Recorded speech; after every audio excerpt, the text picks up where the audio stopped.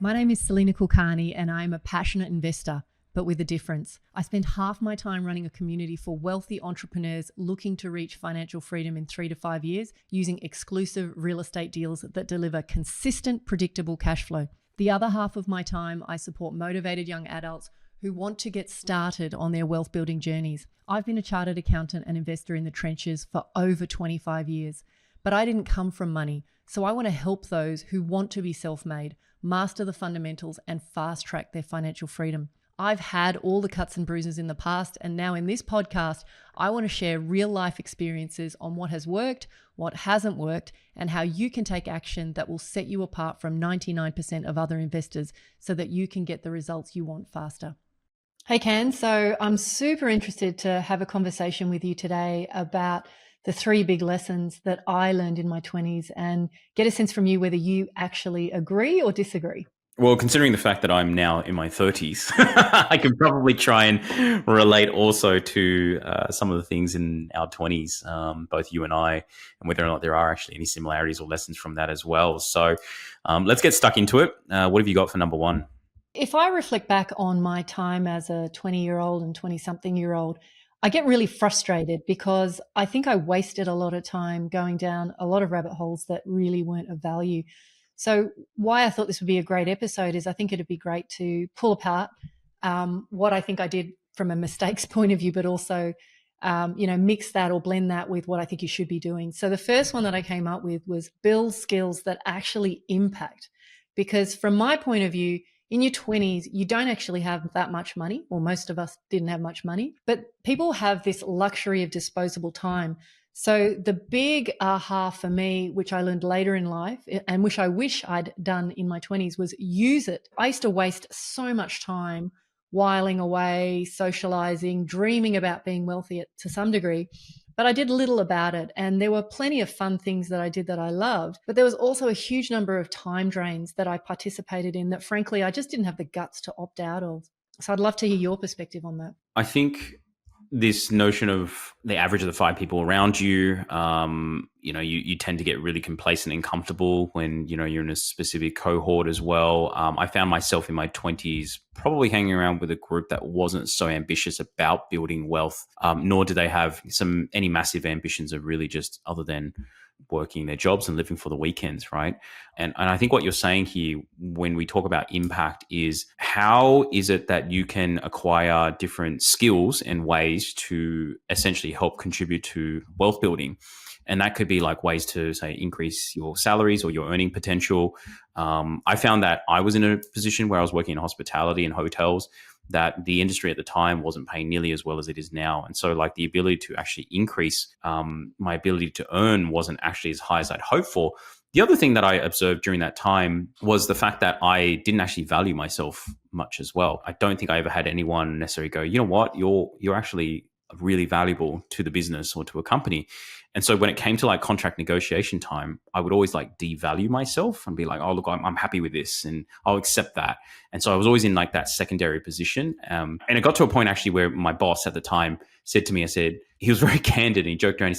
He sort of chuckled after we agreed on the salary. He said, oh, I was kind of expecting more. And that was a bit of a light bulb moment for me going, shit, actually, I think I'm actually devaluing myself a little bit. And I've got the skills for impact and actually to increase my earning potential for wealth building.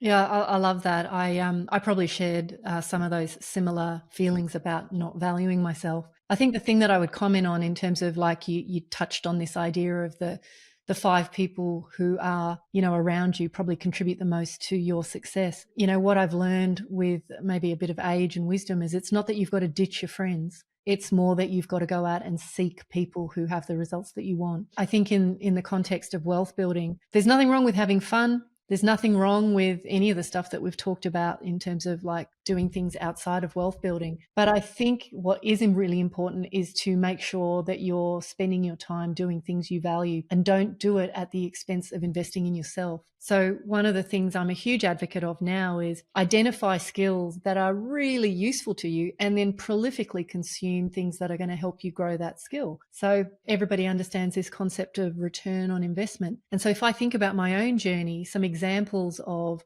skills that I think are really useful to be thinking about in your 20s is, and you've already nailed this one, What are skills that make you more valuable at work? Like, what is it that I can do that will increase my perceived value or my real value at work?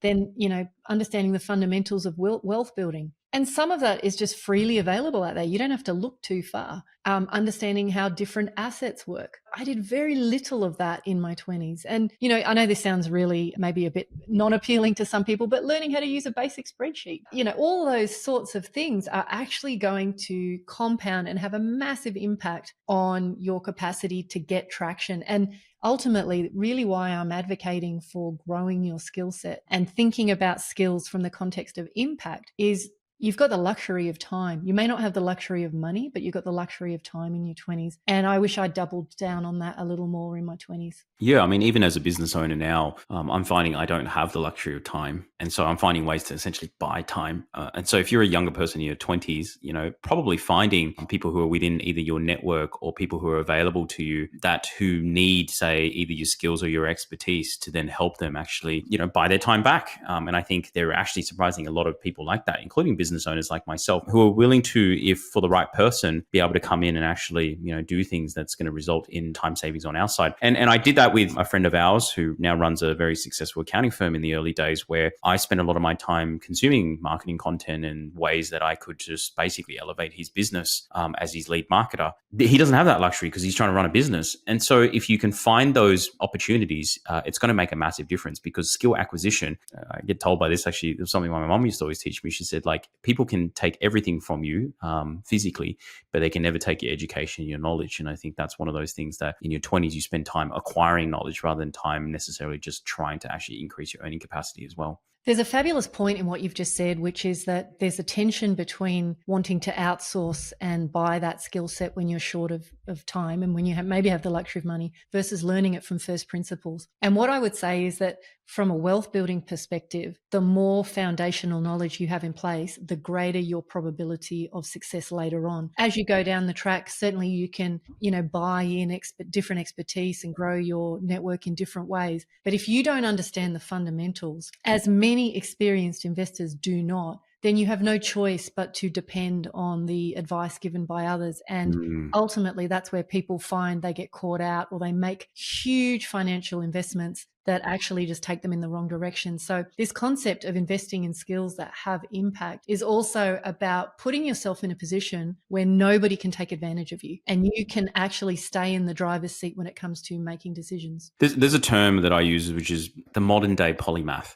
And what I mean by that is a polymath is someone who usually has quite extensive knowledge and skills that span across multiple subjects or disciplines. And so if you think about wealth building as this umbrella discipline, but within that, you've got sub-disciplines. You're talking about different asset classes, understanding compound interest, different aspects that make wealth work, right? Or building wealth work. And so if you're someone who only has, say, either specialist knowledge or knowledge in one aspect, then you really have, in my eyes, like blind spots. Whereas a modern day polymath is someone who fundamentally has acquired both skills and knowledge across a broad range, so that they're at least, you don't need to be the best in each, but you are dangerous enough to know and not be taken advantage of as well. And I think particularly in the wealth building industry, these gurus and people in this industry do prey on that ignorance as well. And so spending time consuming or acquiring skills and knowledge is actually really important, not just in wealth, but also in general. Yeah, there was a concept I flagged at my last big client event a couple of weeks ago called the Dunning-Kruger effect. And the Dunning-Kruger effect it's used in lots of different disciplines. It's used in health, wellness, all sorts of things. But the idea is that when you know a little bit of knowledge, it's very easy to rise to the peak of Mount Stupid, where you think you know it all and you speak as if you are a polymath, if you like. But in actual fact, you're really just scraping the surface. And the people who actually persevere with their knowledge to grow it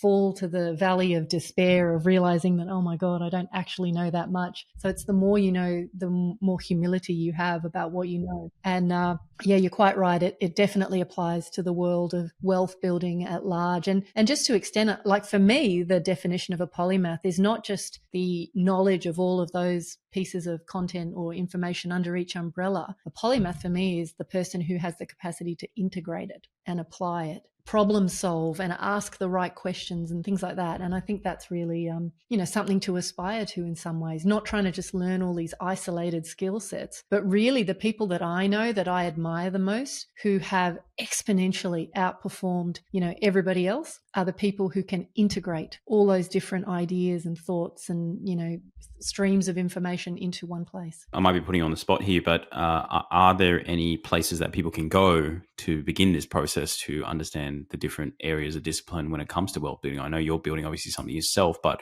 if you had books, anything tactical that people can look at. Well, there aren't too many people who span every subject. Often you get very disciplined people who have a very deep, narrow niche, and those can be really useful on your journey. But what I would say is that perhaps the framework to think about is you want to learn. So what are all the things, that you need to learn about wealth building? And, you could sit there and brainstorm, many yourself, or you could go to ChatGPT and figure it out. Then there's a whole question around earning. How do you optimize your earning? And then the third piece is applying that. How do you actually then go out into the real world and apply that knowledge? So I think if you can think within that framework of, how do I learn? And that includes, how do I become an epic steward of my money? How do I make sure I look after money when it comes into my world so that I maximize my chance of success? How do I earn? How do I optimize my earnings? And that could include things like secondary income streams or side hustles, things like that. And then the third piece is, how do I actually apply that? How do I actually start investing? If you can kind of, learn information or deepen your knowledge around those three areas, which is pretty much how I'm building the course that I'm building, I think you're going to have at least the semblance of a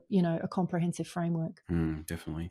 All right. What's number 2 in terms of lessons that you wished you had when you were building wealth in your 20s? Yeah. So look, in my 20s, I had a total fixation when it came to investing around what can I invest in instead of coming back to first principles. I ended up going back to first principles once I had already made quite a few blunders. And I was often thinking about what is it that I can afford to invest in rather than thinking about, what investments are actually going to take me in the direction that I want to go. And so there was this real disconnect. And I know I'm probably glossing over it a little bit, but I kind of knew that I wanted to create wealth. And I kind of knew there were these things called investments that would sort of get me there, but I wasn't really joining the two things of what is it I want and which of those investments is actually going to pull me in that direction. Some fundamentals that I think, I wish I'd really got clear in my head very early on, really marinating and understanding the concept of compounding. So compound interest is the financial phenomenon where you earn interest on your interest. So what happens is instead of, the growth of your wealth being this straight line, it ends up being this really, steep curve. J-curve, right? Yeah. And, as that goes on, it's this real snowball effect where imagine the best example I've heard to explain this is imagine you're offered I'll give you 10 grand today, or I'll give you a single penny that doubles in value every day for 31 days. Which one would you choose? And most people just jump straight to give me the 10 grand because it sounds like the better deal. But it took me a while to understand that, if you start with that 1 penny on day 5, maybe you've got 16 cents on day 25, maybe you've got 167,000. By day 31, you've got 10.7 million. So when I started to wrap my head around the practical application of that in the real world, honestly just blew my mind. I guess where I'm angling is there's got to be a connection between some of those fundamentals and what you're trying to do. It can't be that you just think about investing and you just let that, money burn a hole in your pocket and you just want to put it out to work without the context of that. And, the thing that I learned, and I've shared a couple of pictures with you, is tiny amounts of money compound into a fortune over time. And I've said this many times, I never earned a great income, but I got really clear that you could build multiple millions in wealth by just letting time do the heavy lifting. I'm looking at these two that you've sent me as well. Is there anything you want to walk through on each of these? Yeah. So the first diagram there is the impact of investing, even if you stop. So they contrast two people, Jack and Jill. So Jack starts investing at 25 years old and, he puts $200 a month away. By the time he's 65, it's compounded to just under 300,000. The same amount, Jill, she starts 10 years later and she only gets to 250 odd thousand. And really what that highlights is that, the sooner you can start, the more urgency you can bring to your wealth game, it will create exponentially more wealth. And they're really small numbers. And I really wish I'd understood that because truthfully, I lived life in my 20s like I had all the time in the world to figure it out. So it wasn't that I wasn't putting some effort in, but I was a real plodder. I spent a lot of time doing things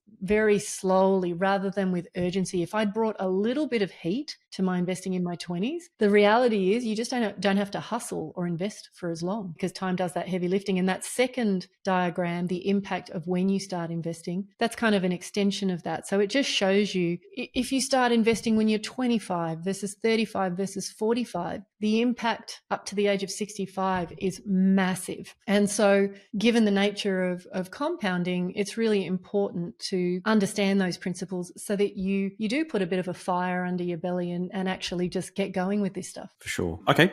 Number 3?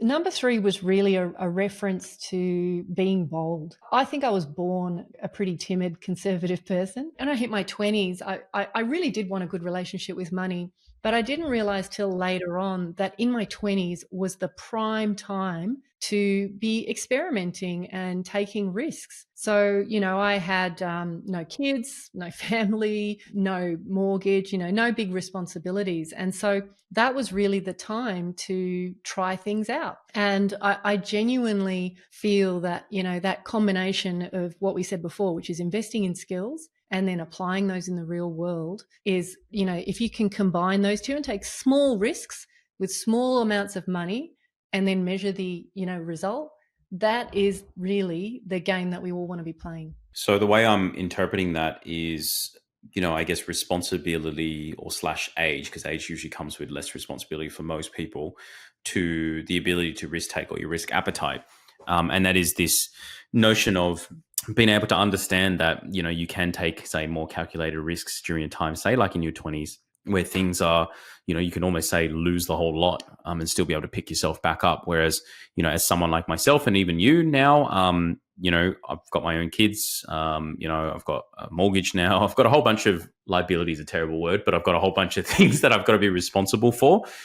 That if things go belly up, it's not just me, it's everything that comes with it as well. I think definitely the 20s is a time that, in hindsight, when I think about it, that I would have liked to have taken more actions and more steps from a wealth building standpoint. I've done a lot outside of that, whether it's like travel and all sorts of things that are, things that you can do when you've got lesser responsibility. But I think, like you said, you got to let time do the heavy lifting. And so if you can just be strategic and smart about it, and put things away, on a regular basis for a period of time, then, before you know it, you sort of hit much later down the track and you start to see such, really large sums of money that have been built over a long period of time. Yeah, look, absolutely. I mean, I think the key point here is you need to understand how risk and age work together. And now it's not always true that you don't have responsibilities in your 20s, and I'm not saying that. What I am saying is that I've coached people in their 20s all the way through to 70s. And what I see is that as the runway to retirement or to some kind of financial independence or need for financial independence gets smaller, your ability to take big risks starts to diminish. When you're in your 50s and you've got this tiny runway where you are now when you finish work,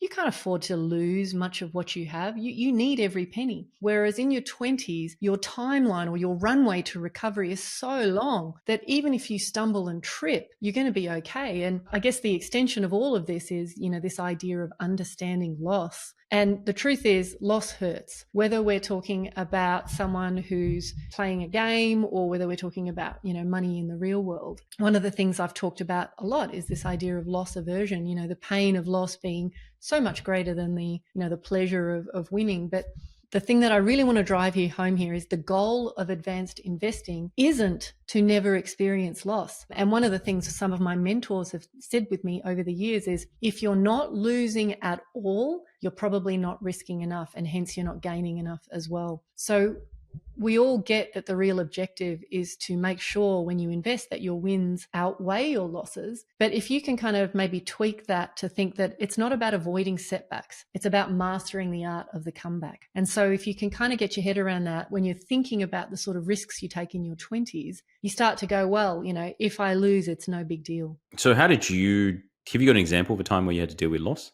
Oh my God, so many. I think I've shared the one around losing my house, which was probably the biggest, most painful loss. But yeah, I mean, I've lost money on tons of investments. I've lost money very early on. I gave my life savings to an options trader who had this amazing track record, and he lost a lot. So that was a real bummer. I've lost money on real estate deals, many real estate deals. I have lost money on developments. I've lost money in the share market. I've had a lot of skin in the game over a very long period of time. I would say to myself, though, that my wins and losses from a numeric point of view might even be, they're diminishing now because I'm getting better at this game. But it's not how much you win or lose. It's how big your wins are relative to your losses. And luckily for me, the exponential wins have completely outstripped the losses. So then what's the dialogue or the mindset? How do you sort of make yourself make yourself feel better, I guess, after a loss? Like what's the thing that you tell yourself to get over it and then move on? This is a really good question. One of the things I'm very mindful of is everyone that I respect in the world of wealth that has enormous wealth, they all are very open about sharing their losses. So part of the journey is recognizing that it's perfectly natural to lose money every now and then. If you say otherwise, you're lying, or there's some universe that you're living in that is different to the one that everyone else lives in.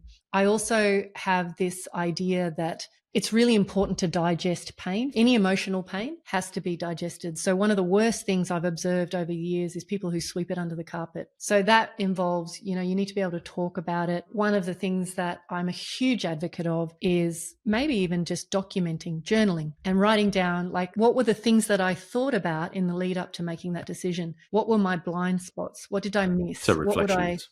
Self-reflection is really important. And then the other piece to it is, after the loss occurred, what are all the things I did how did I react to the loss? How could I have reacted differently? Was there things that, that affected my decision-making, in the future? And to be frank with you, you should do that exercise, not just for losses, but for wins as well. We talked about that a lot in the last client event I ran. Self-reflection on losses and wins is the key to evolution as an investor. So it's that ability to regulate yourself and also to reflect. So do retros and look at exactly what are the factors that contributed to both wins and losses overall, which I think in many ways you probably see athletes or professional teams do that in sports, where they do what they call like videotape work, where they review games or matches that they played and like, what did they do right? What did they do wrong?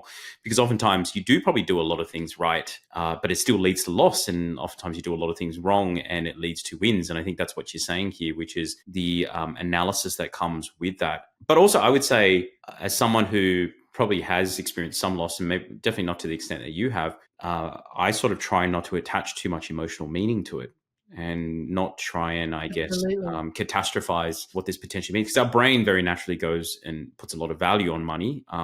And it's such an important thing in our lives. But I think as long as you're not going to be like homeless and, you've still got a roof over your head and you can sort of continue to live and recover, I think that's the thing that I tell myself is that positive reinforcement, which is, hey, like it could be worse. You can move on and you can sort of pick yourself back up and do it all again if you wanted to. And I think that's what you're saying, which is the problem oftentimes is the next step, which is after you have a loss, people feel burnt and they just don't want to try it again. It's like you stick your hand in the flame and you're like, oh, too hot, don't want to come back here again. Whereas, for the right investors and the people who have the right mindset, they're looking at it going, okay, what did I get wrong this time? And what did I get right? And how do I do more of right and do less of wrong and then move forward with the next one? Absolutely, 100%. I think, I've spoken to a lot of investors who've lost very small amounts of money, but it has created a massive disability for them over time. And when you talk to them about it, they will say things like, I'm fine as long as I don't think about it. Yeah. But even thinking about it, even years after it's happened, causes huge amounts of pain. And that whole idea that when you think about a past loss, if it's like sand in your shoe, if you don't stop and tip the sand out of your shoe, that will be a bloody big blister after a long time. So,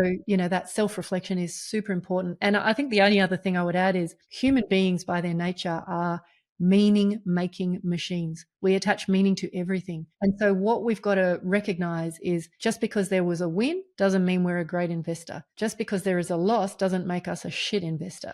Actually start to be a bit more dispassionate about, what happened, why it happened, and not congratulate ourselves or, become egotistical about it, nor do we want to kind of flog ourselves and say, we're idiots, we shouldn't have done that. All right. Well, those are the three. Anything else you'd like to add to finish it out? We've nailed it today. Okay, perfect. Thanks, Lena. Thanks, Cam.